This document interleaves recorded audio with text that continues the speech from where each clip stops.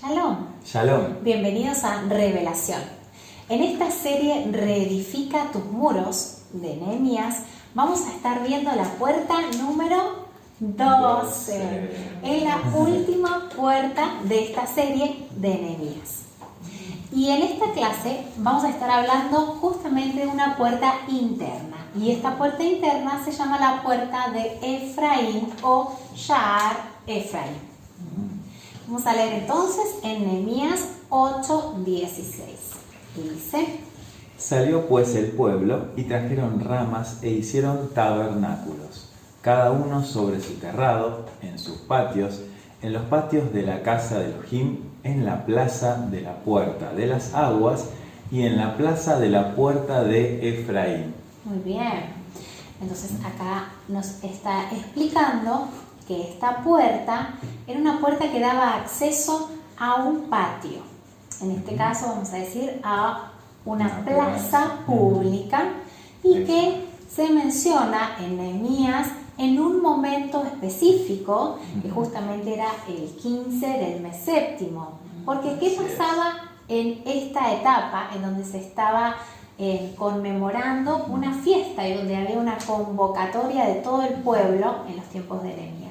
Así es, era para celebrar la fiesta de Sukkot, una fiesta en donde el pueblo habitaba en cabañas y a su vez era una fiesta de regocijo porque traían el fruto de la cosecha, muchos frutos para el Eterno, y esto es muy importante porque vamos a ver justamente que está asociado a Efraín. Totalmente.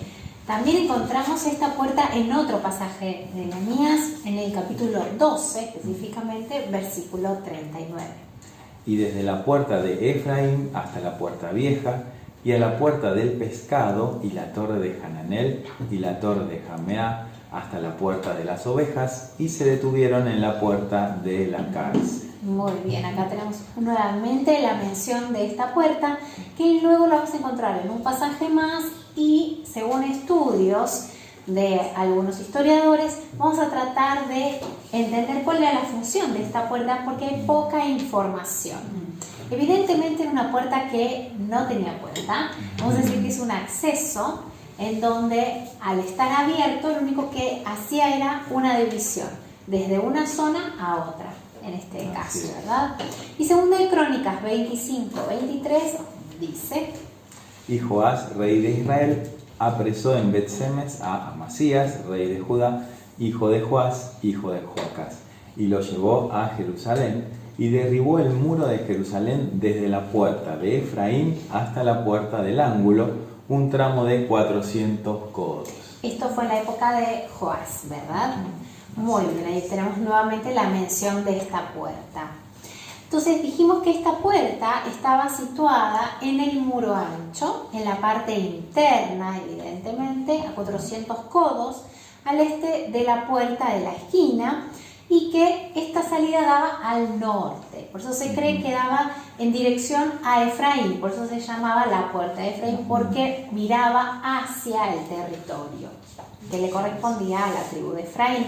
Y algunos investigadores identificaron que esta puerta también era llamada como la puerta del medio o también la puerta Genat o del jardín.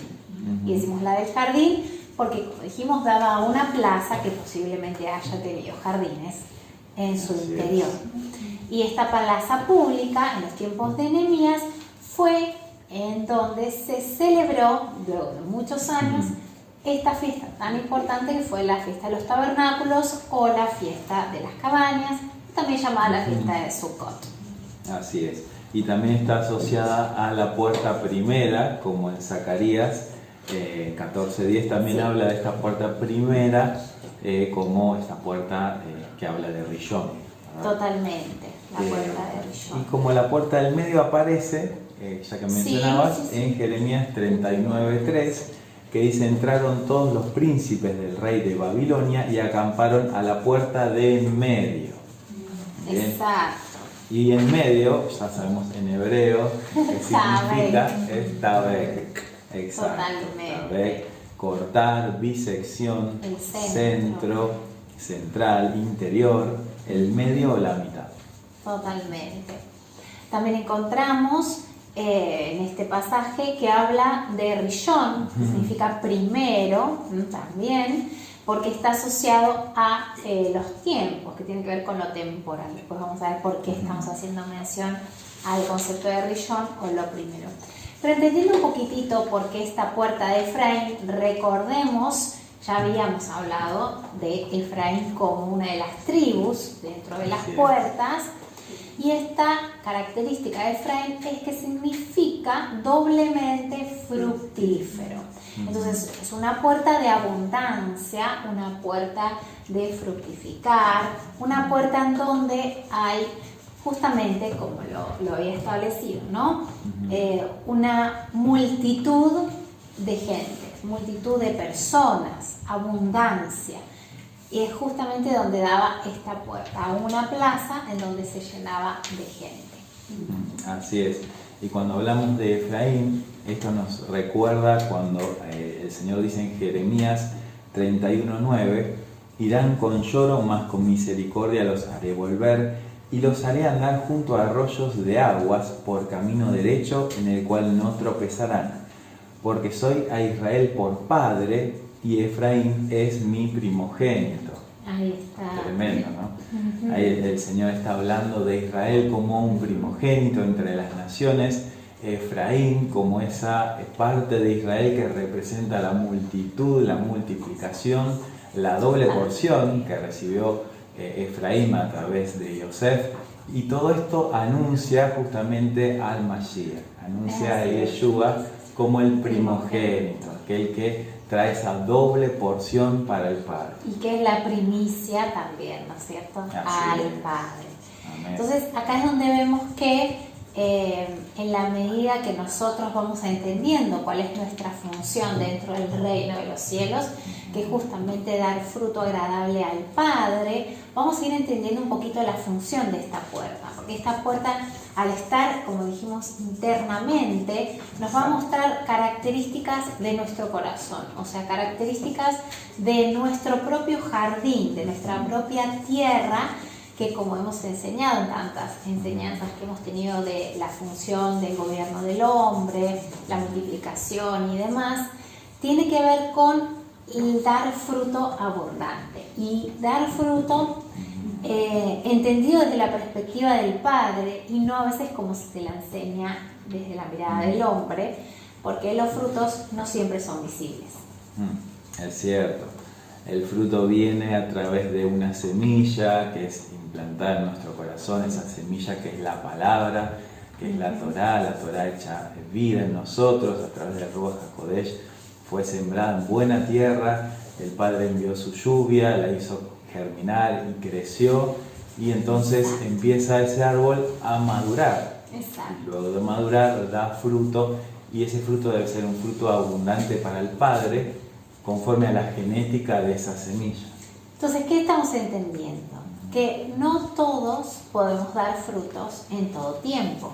Hay un tiempo para dar frutos. Y eso tiene que ver con un proceso de crecimiento de un hijo de Elohim, de un creyente, que no puede desde el principio dar frutos, sino que necesita pasar por distintas etapas, y una vez que está llegando a la madurez, puede empezar a dar frutos y de esa manera dar gloria o glorificar al Padre. Por eso hablamos de la palabra. La palabra es la que nos purifica, el lavamiento de su palabra, ¿no es cierto? Es la que nos está santificando y hace que nuestra tierra o nuestra simiente se vaya purificando para ser agradables al Padre. Es cierto, cuando hablamos de Efraín, justamente estamos hablando de la primogenitura, y no es la primogenitura de Adán, el primer Adán, sino que hablamos de esa primogenitura del segundo Adán, que es Yeshua, que como dice en Colosenses capítulo 1, versículo 15, Él es la imagen del Dios invisible, el primogénito de toda creación.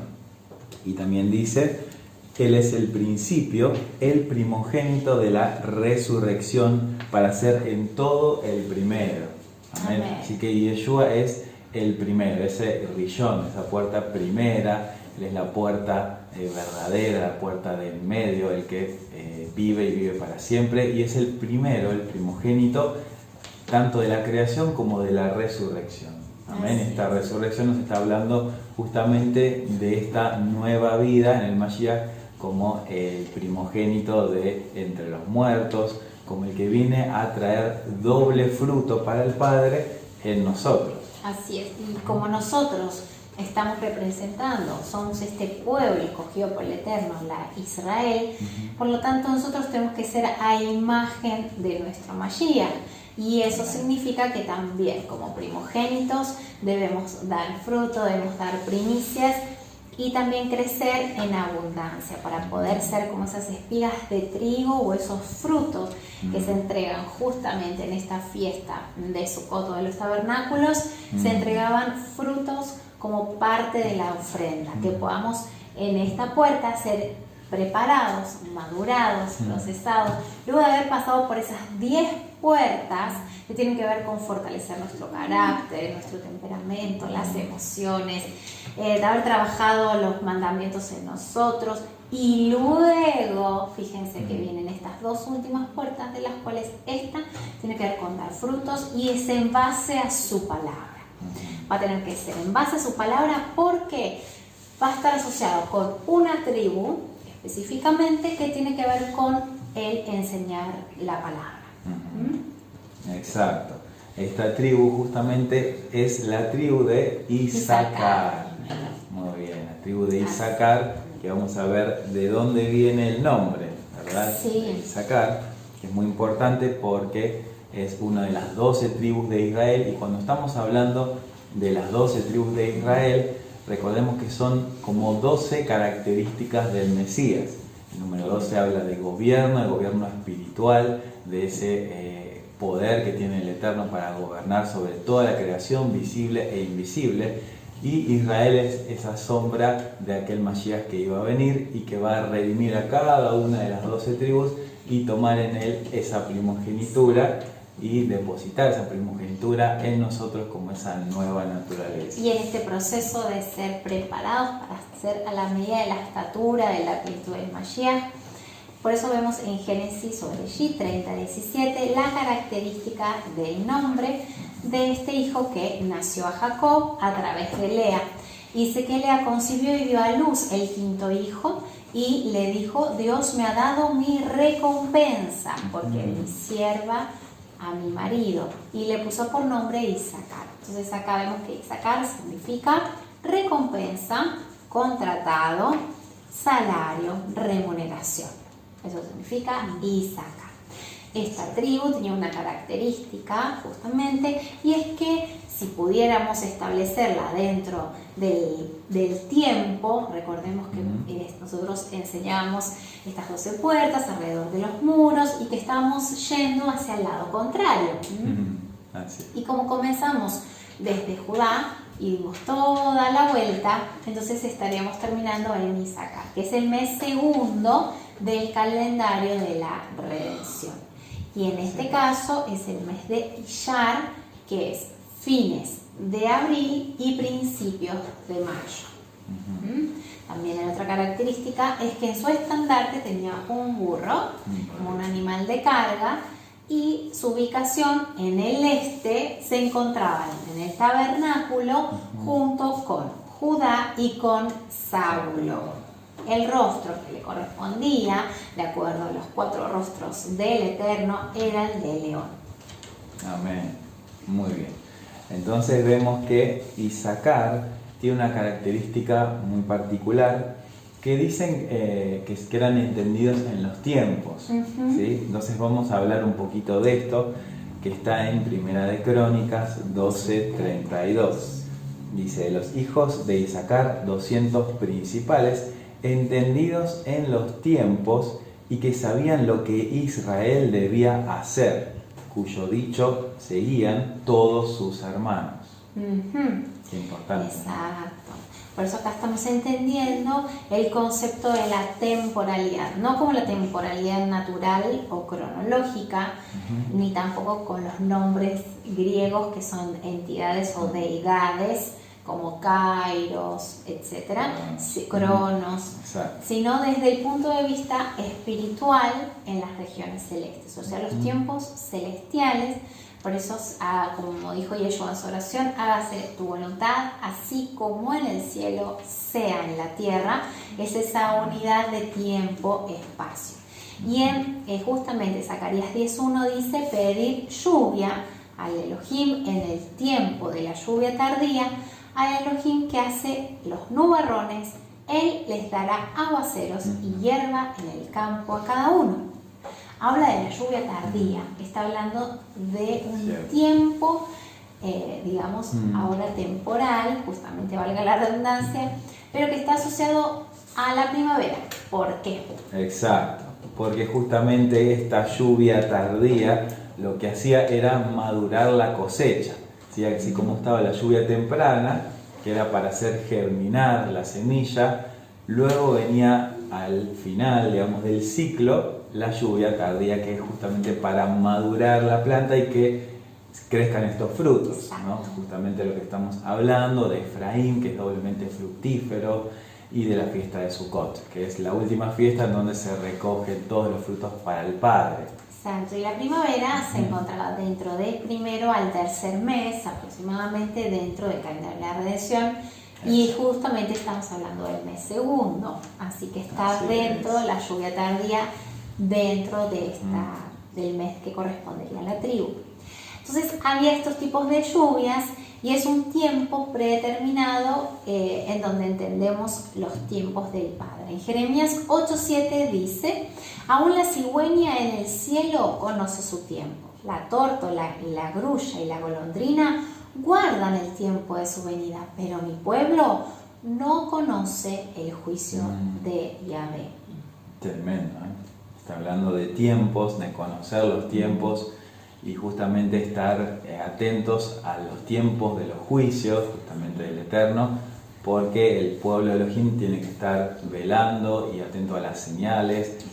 El Señor nos está hablando de velar, de guardar y estar atentos a las señales de los cielos también, porque sabemos que el juicio se acerca, el juicio de la humanidad, y el Eterno está avisando constantemente, vuélvanse a mí, arrepiéntanse, porque el juicio va a llegar. Entonces, ¿y cómo hacemos para ser entendidos en los tiempos si no tenemos en claro que el Eterno designó un calendario, una temporalidad desde el principio de la creación para que nosotros la celebremos juntamente con Él?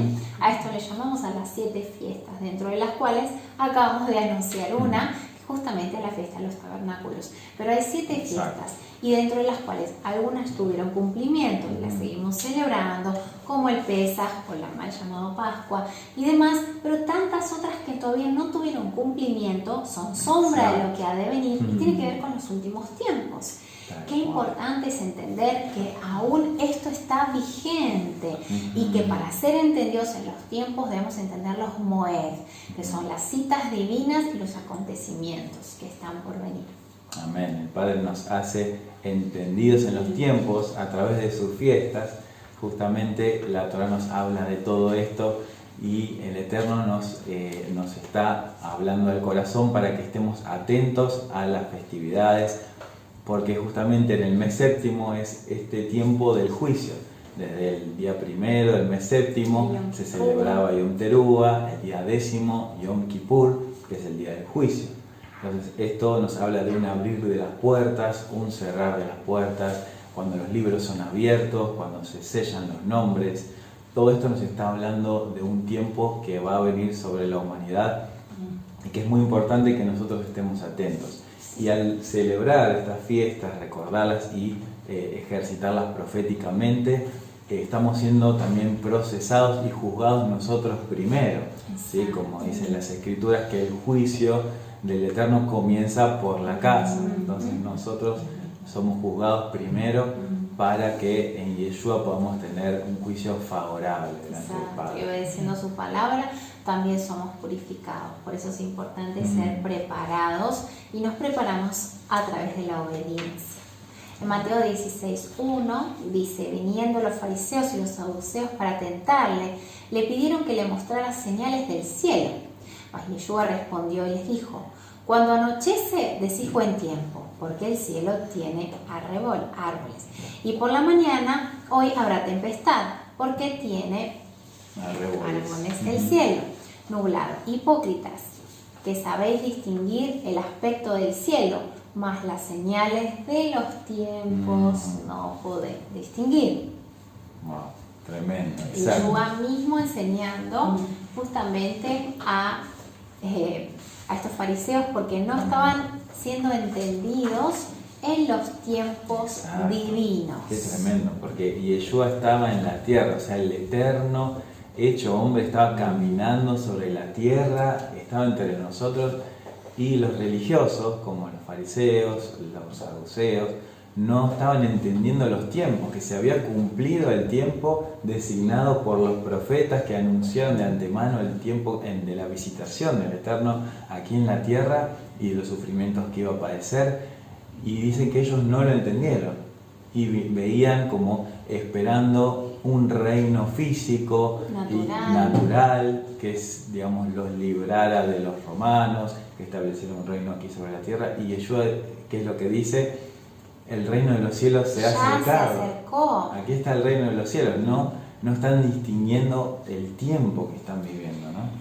Después que Juan fue encarcelado, Yeshua vino a Galilea predicando el evangelio del reino de Elohim, diciendo: el tiempo se ha cumplido, el reino de Elohim se ha acercado, arrepiéntanse, crean en el evangelio. Marcos 1, 14 al 15. Entonces Yeshua mismo dijo: el reino de los cielos se ha acercado. Cuando Yeshua se hizo hombre y vino a la tierra, cuando el Elohim viviente, la manifestación de la membra de Yahweh, se hizo carne, entonces dijo: el reino de los cielos se ha acercado y está entre nosotros. Amén. No podemos decir, por lo tanto, que el reino de los cielos no se acercó y no está entre nosotros hasta hoy en día, porque la manifestación de su poder todavía se encuentra entre nosotros. Por eso en Yeshua está esta unción de Isacar, esta unción de conocer los tiempos y de manifestar los tiempos, como dice en Primera de Crónicas 12:32, dice: de los hijos de Isacar, expertos en discernir los tiempos, con conocimiento de lo que Israel debía hacer, y habla de sus jefes y demás. Es decir, expertos en discernir los tiempos, cuando era tiempo para ir a la guerra, cuando no era tiempo, cuando era tiempo de permanecer estudiando la Torá, cuando era tiempo de salir. Entonces todo esto nos está hablando de el Ruach HaKodesh, que nos hace entendidos en los tiempos a través de ese discernimiento espiritual. Exacto, y hablando de Yeshua y entender los tiempos de las fiestas, también entendemos que este séptimo día o el día de reposo es ese Shabbat. Muchos dicen Yeshua es nuestro reposo. Yeshua es nuestro reposo, pero también dejó un día establecido desde el principio de la creación para que nosotros entendamos la función que tiene, ¿no? Que no solamente tuvo cumplimiento a través de que Yeshua vino, sino que tendrá cumplimiento en los últimos tiempos, en el momento final, cuando toda la creación, cuando todos sus hijos puedan descansar eternamente. Y eso lo establece en Isacar. En la profecía de Jacob, en Bereshit 49:14, dice: Isacar es un asno fuerte, echado entre los apriscos. Al ver que el lugar de reposo era bueno y que la tierra era agradable, inclinó su hombro para cargar y llegó a ser esclavo en trabajos forzados. Entonces acá vemos una característica que Isacar sabe descansar y sabe entrar en el reposo. Todos aquellos que entendemos cuáles son sus tiempos y estamos obedeciendo su palabra, podemos estar descansando en él. Amén.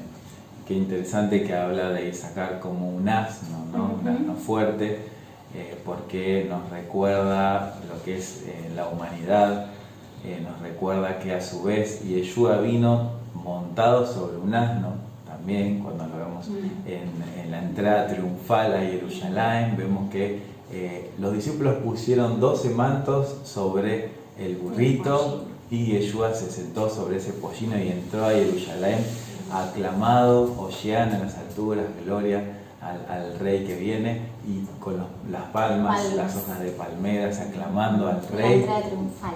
Así es, esa entrada triunfal. Y Yeshua vino humilde, sentado sobre un pollino, siendo el rey de toda la creación.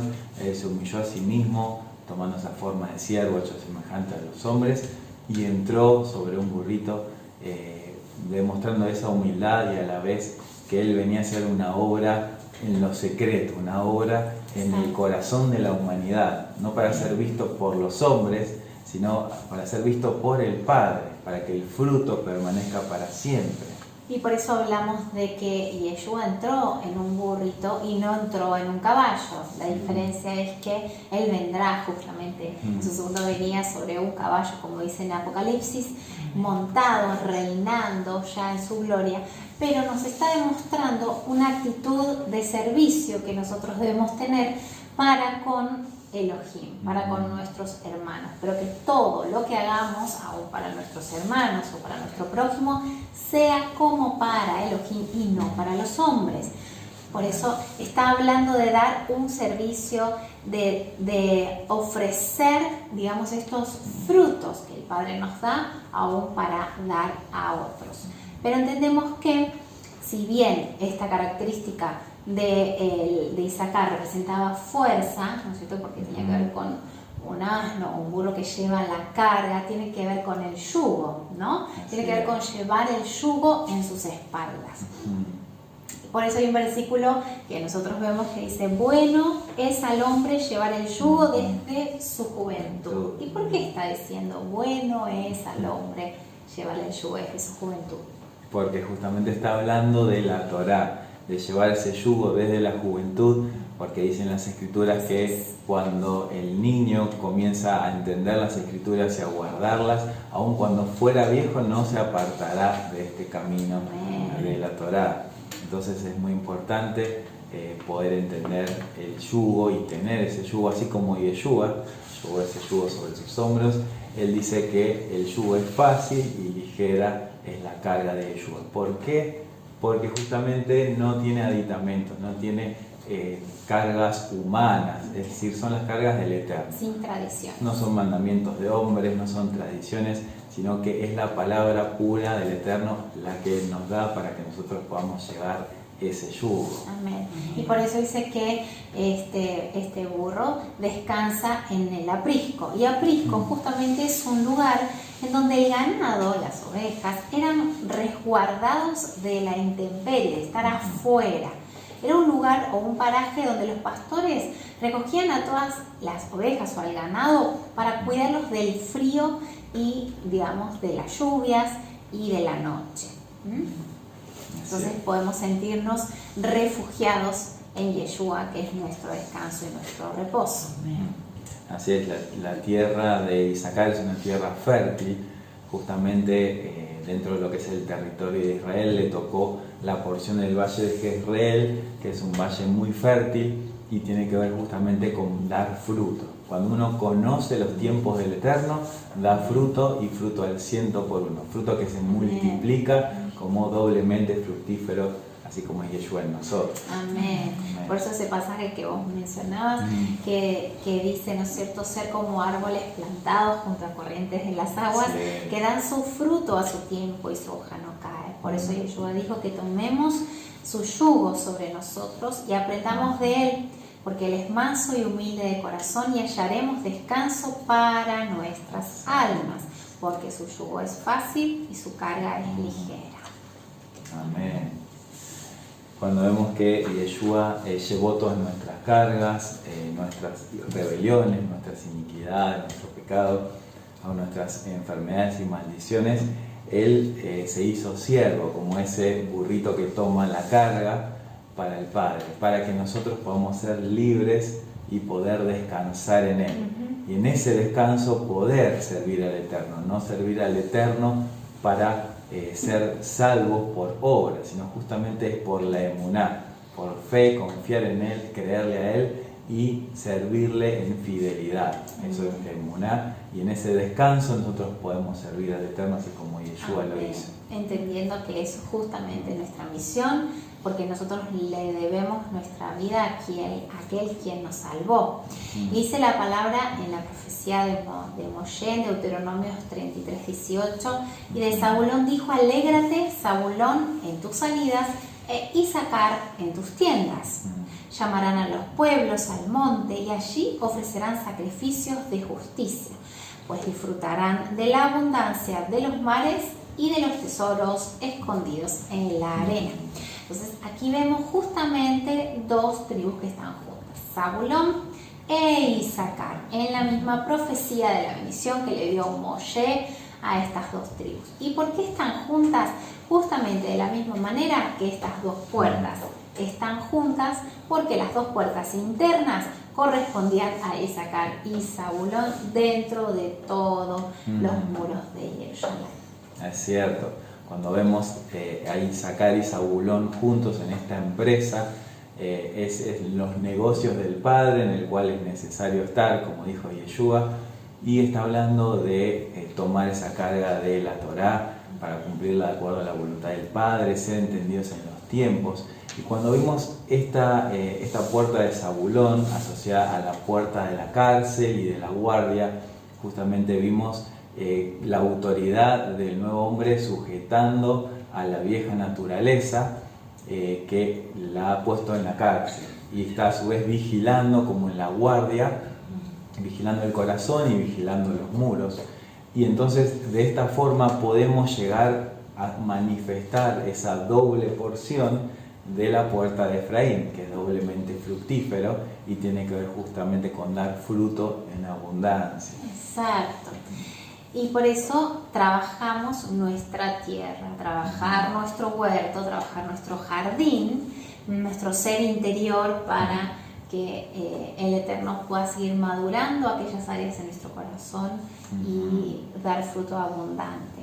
Por eso dice en Colosenses: todo lo que hagáis, hacedlo de corazón, como dijimos, para Elohim y no para los hombres.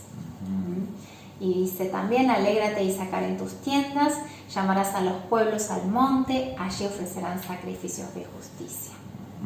Así es, sacrificios de justicia. Sacrificio, ¿no? de justicia. Tremendo. Es cuando la Torá se hace vida, y cuando no es el hacer por hacer, sino el primero ser para después hacer. Es decir, que somos transformados nosotros a través de la justicia del Eterno, porque cumplimos la justicia, pero en la nueva naturaleza. Entonces ahí, siendo esa nueva naturaleza, se producen esos frutos de justicia que son agradables delante del Padre. Y como dijimos, no siempre son visibles, porque en realidad son hacia el Padre que nosotros lo damos, porque muchas veces los demás no pueden ver nuestro crecimiento, pero tiene que ver con un crecimiento interno en este caso. Por eso habla de Isacar, que tiene tesoros escondidos en la arena. Acá claramente nos está definiendo el concepto que están escondidos en la arena. Son algo preciado para el Eterno, así como su palabra está en nosotros, nosotros también le damos frutos al Eterno desde nuestro corazón. Así es, y qué interesante que cuando hablamos de la puerta de Efraín, estamos hablando de esta puerta de primogenitura, y recordemos que la tribu de Efraín tenía un estandarte que representa los 4 rostros del Eterno. Uno de esos 4 rostros es el rostro del toro. ¿Sí? Era un animal salvaje muy grande, con cuernos muy afilados, que antiguamente, como vamos a ver, era rehem en hebreo, y este toro era de una altura inmensa, aproximadamente 3 metros de altura y del tamaño de un elefante, como para que tengamos una idea. Y esto es justamente lo que está asociado a esa fuerza de Yeshua, la fuerza del Eterno que viene para juzgar a las naciones, para que viene a establecer el reino de justicia en la humanidad, ¿no? Es tremendo. Eso es lo que asocia este estandarte de Efraín, y lo que vamos a ver justamente en los cielos. Exacto. ¿Verdad? Recordemos entonces que el Eterno estableció las constelaciones, la creación, el universo, las estrellas y los planetas. Es toda creación del Eterno. Por años estuvo estudiando se le han puesto nombres que tal vez no fueron los nombres correctos al principio, pero de una u otra manera podemos tener acceso a entender los diseños y los tiempos que el Padre estableció en los cielos para comprender justamente cuándo Él vendrá. Y justamente digamos, en estos tiempos estamos viendo que se cree que incluso la estrella de Belén está por ser vista luego de 800 años. La verdad, justamente nos está hablando de ser entendidos en los tiempos, de estar atentos a las señales del cielo, porque son las señales de los últimos tiempos. Eclipses solares, eclipses lunares, y todo eso tienen un sentido. Así es. Sí. Justamente hablando de ser entendidos en los tiempos del mes segundo, que es el mes de Issacar, en los cielos de este mes segundo está justamente este toro salvaje, que en hebreo es Rehem. Rehem ha sido conocido como Taurus también, o Tauro, y está representando la llegada del juez de toda la tierra. Amén. De Yeshua como el juez. Amén. Yeshua viene abalanzándose con una fiereza y una energía de poderosa ira, con sus cuernos apuntando sobre sus enemigos, empujándolos y atravesándolos hasta destruirlos. Glorioso. Entonces, todo esto nos está hablando de la segunda venida del Mashiach, que como vimos ya comenzó en nosotros mismos, en la primera venida de Yeshua, cuando Yeshua viene a nuestro corazón a través del Ruach Kodesh, empieza esta obra en nosotros de juzgar a las naciones y a la muerte misma. En nosotros, al imperio de la muerte, y expulsando a los enemigos fuera de nuestra Jerusalén, fuera de nuestra tierra, de nuestro ser, de nuestro ADN, y Yeshua empieza esa obra, y así como en nosotros, como primicias en Yeshua, también va a ser en toda la creación. Así que vamos a ver unas estrellas que nos van a estar dando el mensaje de esta constelación del Toro. Muy bien, tenemos una estrella muy brillante en el ojo del Toro, que en hebreo, o mejor dicho primero en caldeo, es Aldebarán, que significa el líder o gobernante. También tenemos en la punta del cuerno izquierdo a la estrella El Nat, que significa herido o muerto. Entonces vemos que, como dice Apocalipsis 1:18, Yeshua dijo: yo soy el que vive y estuve muerto, y he aquí estoy vivo por los siglos de los siglos, y tengo las llaves de la muerte y del Hades. Amén. Yeshua venció a la muerte y al Hades, y es el que viene a embestir a sus enemigos. Es interesante que dentro de esta constelación hay un grupo de estrellas conocidas como las Pléyades. ¿Sí? Es todo un grupo de estrellas muy brillantes, que significa la congregación del juez, o la congregación de los gobernantes, justamente como estamos viendo en esta plaza donde se congrega esa convocatoria de los redimidos. Muy bien, entonces vemos que es un gran número de estrellas en el cuello del toro que están muy juntas. También se conoce con el nombre Alcione, que significa el centro. Interesante, como la puerta del medio que se llamaba. Tal cual. Así que vemos que muchos historiadores han conocido también a esta constelación como la que está en el centro del universo. Y el nombre de las Pléyades es Sukkot. Justamente. Otra vez estamos viendo. La fiesta de los tabernáculos. Exacto. Entonces significa Sukkot, las cabañas. Bueno, todo esto está muy asociado a lo que estamos viendo en esta puerta. Entonces, también habla de las Híades, que es otro conjunto de estrellas dentro del toro, que también tiene el significado de los congregados. Amén. Todos los que estamos congregados dentro de Yeshua, del Mashiach, estamos dentro de él y estamos a salvo en él. Muchas estrellas llamadas Palilisium, que significa perteneciente al juez, Wasat, centro o fundación, y Al-Turaya, la abundancia, nos están hablando justamente de todo esto, así como el centro, encendida, rodada, etc. Ahora vemos a Yeshua que está viniendo a juzgar, está llegando en su segunda venida para juzgar y viene con sus santos, que son las hijas del rey, como las Pléyades y las Híades, que están dentro de él y están en él, es decir, a salvo del juicio de los impíos. Vamos a ver que, como dice en Judas 14:15, he aquí vino el Señor con 10 millares de sus santos para ejecutar juicio sobre todos y dejar convictos a todos los que son impíos.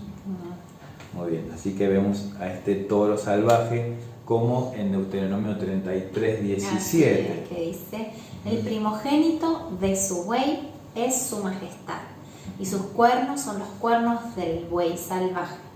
Con ellos embestirá a los pueblos, todos ellos hasta los confines de la tierra. Ellos son los 10 millares de Efraín y los 10 millares de Manashe.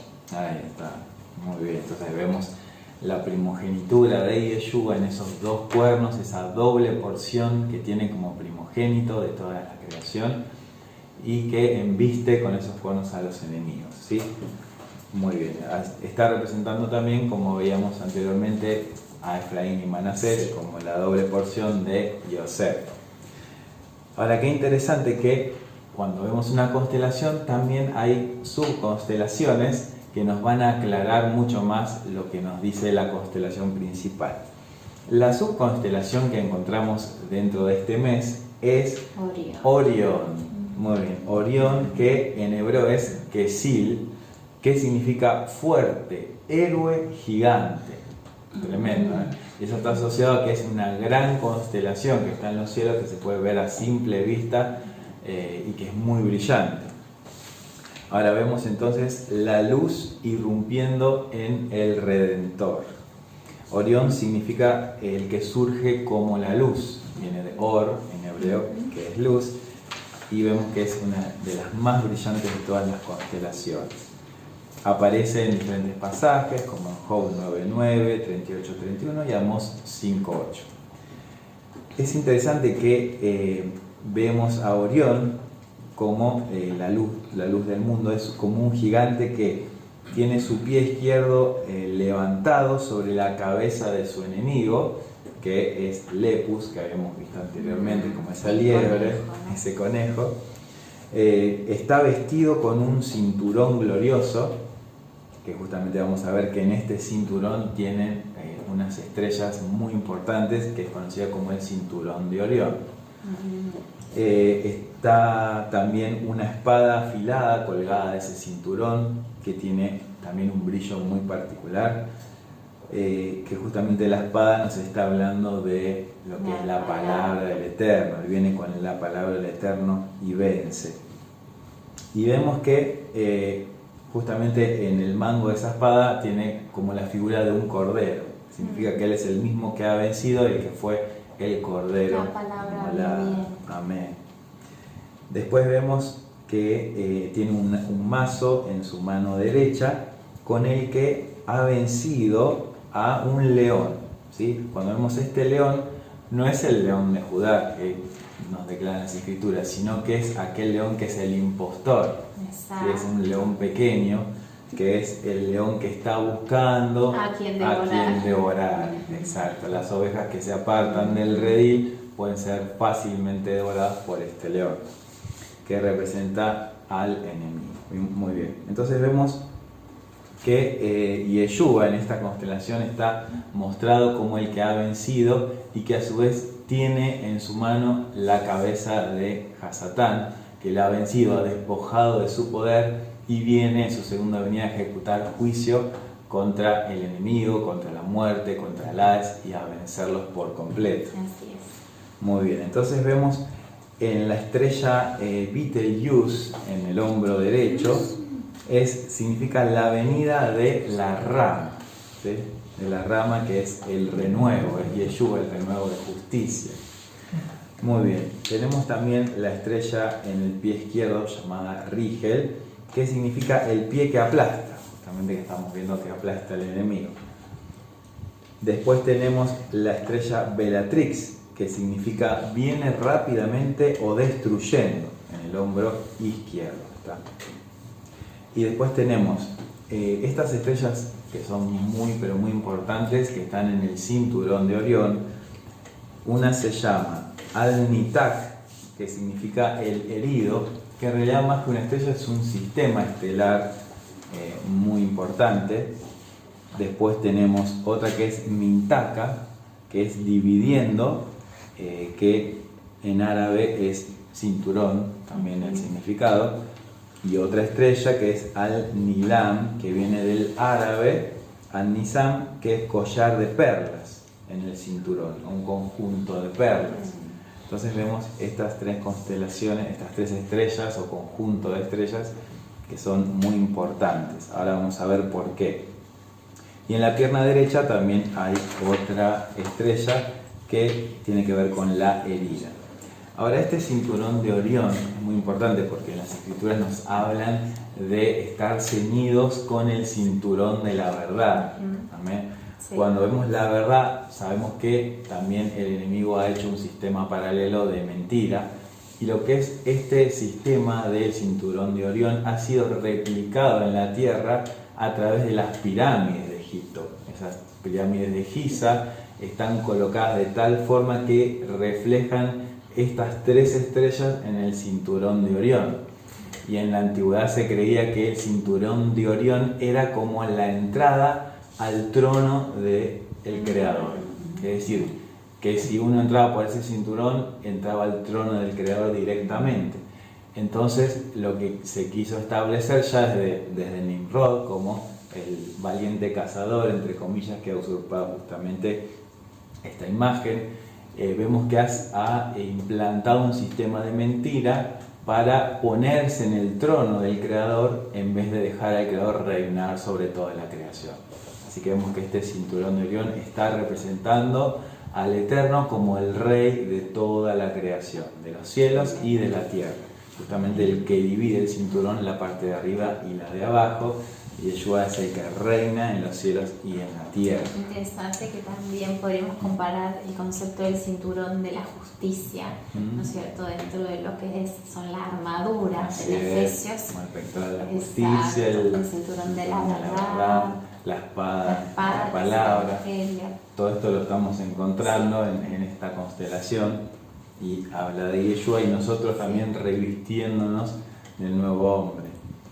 Amén. Muy bien, entonces, ahora, esta subconstelación también da paso a la segunda subconstelación, que es Eridanus, como el nombre que se ha conocido, que es el río del juez. ¿Sí? El río del juez. En hebreo es Esh Halak, y como ese nombre indica, es el río de fuego. Es decir, no es un río común, un río de agua, sino que es un río de fuego. Y este es el río de fuego que sale, como vemos en la imagen, de los pies de Orión. Sale de los pies de Orión, que es el juicio del Eterno, que es Yeshua en su calidad de juez y viniendo a reinar sobre toda la creación, como ese río de juicio, y que se manifiesta con fuego. Y es una constelación inmensa que tiene un significado como la corriente ardiente, ¿sí? En hebreo Nur Nehar. Cuando vemos las estrellas nos hablan justamente de ello. La desembocadura del río es Ajernar, que es en la parte posterior del río, como veíamos, corriente ardiente. Cursa, en la fuente del río, significa inclinado, y también Sourak, que significa fluyendo. Entonces estamos viendo ese río que fluye, pero no fluye para vida, como vemos en otros pasajes, sino que en esta constelación, hablando del juicio venidero, habla de un río que fluye para traer justicia y condenar a los impíos. Muy bien. Así que vemos, como dice en Daniel, justamente lo encontramos en el capítulo 7, en Daniel 7 del 9 al 11. Estuve mirando hasta que fueron puestos tronos, y el antiguo de días fue sentado. Su trono era llamas de fuego, y las ruedas del mismo fuego ardiente. Un río de fuego procedía y salía de delante de él. Este es el río del juez, porque él va a decir: el juicio fue establecido y los libros fueron abiertos. Amén. Ahí está, que este río de fuego sale de delante de él, sale de sus pies para establecer justicia. Así también Habacuc capítulo 3 habla de esto, diciendo que brasas salían de sus pies. Y habíamos mencionado el tema de los libros, que acá dice: y los libros fueron abiertos, y sabemos que hubo una fiesta específica en donde justamente se celebra y se sabe que los libros son abiertos y los libros en otra fiesta son cerrados. Exacto, justamente en el mes séptimo, el primer día es la fiesta de Yom Teruah, el toque de las trompetas, donde se habla y se recuerda que el rey de toda la tierra es el Eterno. Justamente habla del abrir de los libros y del cerrar de los libros en Yom Kippur. Así es, el día del juicio. Muy bien, entonces ahora vamos a ver que hay otra subconstelación, ya es la última, que habla de el pastor, ¿sí? El pastor o Ra'á en hebreo, y ha sido conocida como Auriga. ¿Sí? Está hablando de los brazos del pastor como la seguridad para los redimidos en el día de la ira. Eso es una gran noticia a nosotros, unas buenas nuevas de que en Yeshua y en sus brazos vamos a ser salvos del día de la ira, del Todopoderoso, si permanecemos en Él, estamos guardados en Él, amándolo y guardando sus mandamientos y el testimonio de Yeshua en nuestro corazón. Como dice en Apocalipsis. Así es. Entonces vemos a un pastor que está sosteniendo en su brazo a un cordero que es un cordero hembra que también tiene crías, tiene fruto, descendencia, y él la está sosteniendo guardándola. A su vez, este cordero está mirando al toro que viene embistiendo con gran poder y majestad, y está a salvo en los brazos del buen pastor. Así como vemos que en la palabra dice Yeshua: yo soy el buen pastor, exacto, mi vida por las ovejas. Yo salvaré a mis ovejas y no serán más presa, también dice en Ezequiel 34:32. Ahora es interesante que vemos el nombre de una estrella llamada Capela, que significa cordero hembra, justamente, y está mirando al toro y el juicio que viene a la tierra, a toda la creación. Maás significa rebaño, también el nombre de otra estrella, y también hay una estrella llamada el Nat, ¿sí? Que es el herido o muerto. Es decir, está asociando esta constelación no con alguien diferente, sino con el mismo que ha sido herido y que ha resucitado, que es Yeshua, nuestro Mesías. Es el buen pastor que ha dado su vida por las ovejas. Y otra estrella llamada Hedi, que significa niños, también como esos corderitos que nacieron de Israel o de la esposa, son llamados los niños, ¿sí? En esta constelación. Y nos está hablando de lo que es el Salmo 91 como el marco también de esta constelación, de que el que habita al abrigo del Altísimo morará a la sombra del Omnipotente. Estamos guardados en él de toda plaga. Justamente esta constelación anuncia las plagas postreras a toda la humanidad que se vienen dando y que se terminarán de cumplir con el día de la ira o el día ardiente del Todopoderoso. Amén. Así que esto es la constelación y las subconstelaciones que están en los cielos en este mes que asociamos a Isacar, entendidos en los tiempos. Qué importante las constelaciones que nos hablan de un juez justo que viene a traer justicia, y eso nos refleja también que nosotros debemos hacer justicia. En Apocalipsis 22 del 11 al 14 dice: el que es injusto sea injusto todavía, el que es inmundo sea inmundo todavía, el que es justo practique la justicia todavía, y el que es santo santifíquese todavía. He aquí yo vengo pronto, y mi galardón conmigo para recompensar a cada uno según sea su obra. Yo soy el Aleph y la Tab, el principio y el fin, el primero y el último. Bienaventurados los que lavan sus ropas para tener derecho al árbol de la vida y para entrar por las puertas en la ciudad. Wow. Amén. Amén. Entonces nos habla de recompensar. Y eso, recompensa, justamente significa y sacar. Recompensa. Y entrar a las puertas en la ciudad. Justamente hablando de estas puertas en que estamos siendo reedificados, nuestra alma.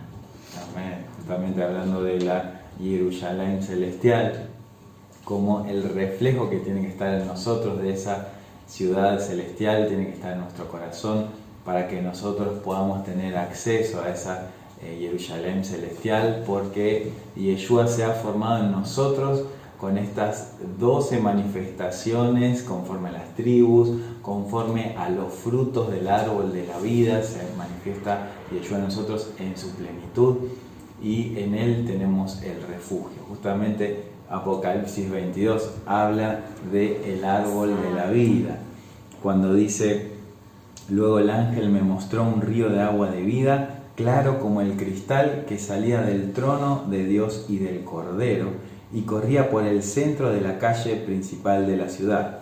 A cada lado del río estaba el árbol de la vida, que produce 12 cosechas al año, ¿sí? Esos 12 frutos, una por mes, y las hojas del árbol son para la salud o la sanidad de las naciones.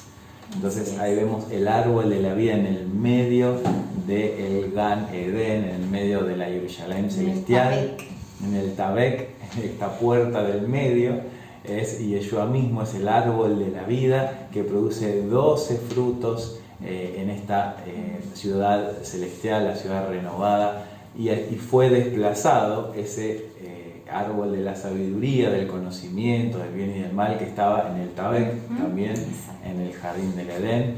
Fue desplazado a través de Yeshua, que es la nueva naturaleza en nosotros, la nueva humanidad en medio de la creación. Es algo tremendo. Amén. Él se levantó como ese vencedor y nosotros también que podamos vencer, como dijimos, cada una de las áreas que necesitamos vencer, avanzar, reedifiquemos nuestros muros, reedifiquemos las ruinas que estaban caídas, levantemos cada uno de nosotros esas murallas que necesitamos levantar para que el enemigo no tenga dónde venir a atacar y que nuestro corazón siempre pueda salir fruto de labios que confiesen su nombre, frutos de justicia, los frutos de los rujos del Espíritu, amor, gozo, paz, paciencia, benignidad, fe, mansedumbre, templanza, y que podamos darle gloria en todo lo que hagamos. Amén. Amén. Que podamos guardar en nuestro corazón, en medio de esta Jerusalén que el Padre nos dio, tanto lo que es el guardar los mandamientos del Eterno como retener el testimonio de Yeshua, así como hablamos de Zabulón y hablamos de Isaacar, hablamos de estas dos perlas preciosas que son tesoros en nuestro corazón, de guardarlos para su venida. Amén. Amén. Así que anhelamos en nuestro corazón que puedan tener mucha más revelación. Shalom. Shalom.